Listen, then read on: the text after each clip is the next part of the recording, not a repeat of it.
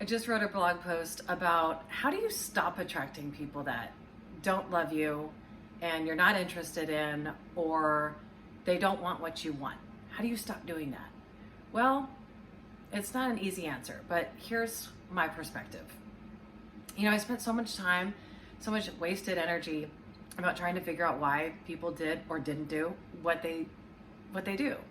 Why don't you call me back, when you say you're going to, or why don't you schedule a next call, or, why do you when I clearly wasn't interested? It just baffled me for years. I tried to figure out and try to decipher the reasoning behind people's behaviors. And, one of my favorite movies is The Accountant. I've seen it several times with Ben Affleck. And I have so many reasons why I love that movie, but one of them is the way that he approaches people and conversations. There's no niceties, there's no, chit chat, there's no small talk, and everything is totally 100% literate. And I thought, man, what would our world be like if we all acted that way? We just talked about exactly what we needed to talk about, and then boom, we'd waste so much less time. I guess it wouldn't be that much fun. But anyways, I love that in the movie he says something like, I'm paraphrasing, I couldn't find the exact quote. I never wonder why, he goes, I don't understand why anybody does anything they do. And I was like, man, I wish I would have learned that 20 years ago. I would have saved so much anxiety, so much anxiousness, right? So back to dating. When I was fresh off my divorce, I was 32, I had 2 babies, and I would look in the mirror and I would say, all I need is a boob job and liposuction, and someone will want to marry me. And I believed it. I looked in the mirror, I ran an hour a day, I starved myself, I lived on coffee and Diet Coke and wine, and I don't know what I ate. Maybe a protein bar here and there. I really believe that. And dude, if you want to get a boob job, go for it. I mean, my boobs are not getting any perkier, and I might get one. I'm not sure. I'm just scared of surgery. Anyway, they droop every year. I'm not judging at all. The point is the fact that I felt like I wasn't worthy of a badass husband unless I got plastic surgery. I mean, I don't even know where that comes from. Well, yes, I do. I explain it all in my book. We develop these negative beliefs through all of our experiences, and usually it's from our childhood. So anyway, back to dating. I keep getting off subject. Dating and attracting the people that you don't want. Well, if you feel that way, and if you feel that you're less than, and you're not as worthy, and you're not as good unless you do X, then you're going to keep attracting that same person. And, I could write for days and days. I could write for a year straight about every single date I went on, and all of the fiascos of 8 years of being single and dating and navigating the charming online worlds. But it's roughly the same person, different name. I kept attracting the same person. Clever, said all the right things, made me laugh, and rarely did the right things. It was just the words, right? What can I do to make her like me? That's because I was doing the same thing.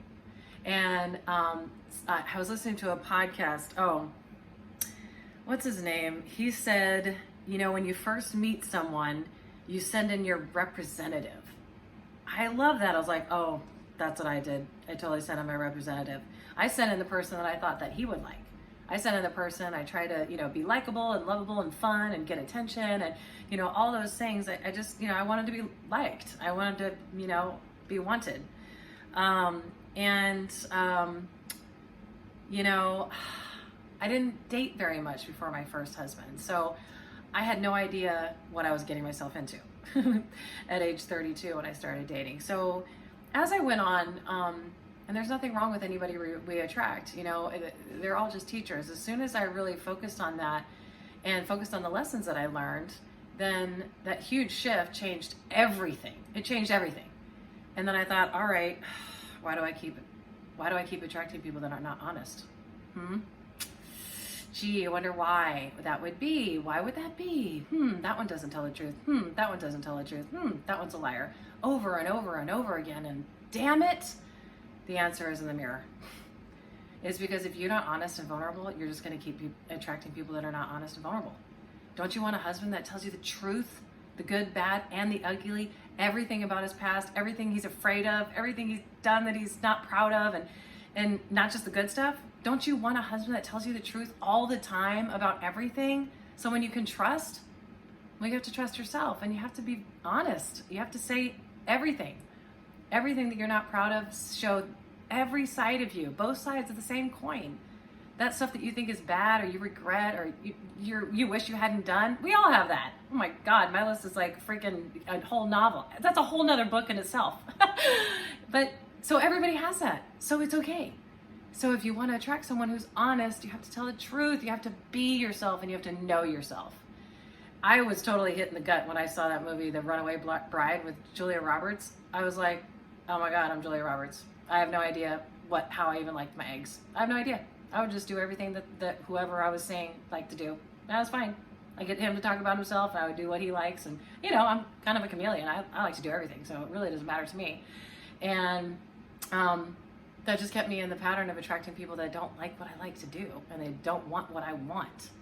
And that's really what it comes down to. It's in the mirror. You want someone kind and honest and vulnerable, just do one thing that's honest. Do one thing a day. Take 5 minutes for yourself and go, what do I like? How do I like my eggs? By the way, I like my eggs every single way except for poached. Poached eggs are gross, and I'm glad I know that. I hope you get to know yourself. And I hope that you have the courage to just say one thing that it's really hard for you to say, because I'm totally non-confrontational. I still struggle with this. When we have a disagreement, it's hard. I don't like disagreements. I want everybody to get along all the time. I'm the peacemaker. I'm the middle child. I don't like confrontation at all. However, it is a practice. We're all a work in progress, right? So just practice telling the truth. And please subscribe. Thanks for being here. It really helps me a lot if you subscribe to my channel, and hope you check out my website at mrskarenstanley.com. And if you want to read my blog or get some free content, goodies, I sure hope you do. I'm wishing you lots and lots and lots of love.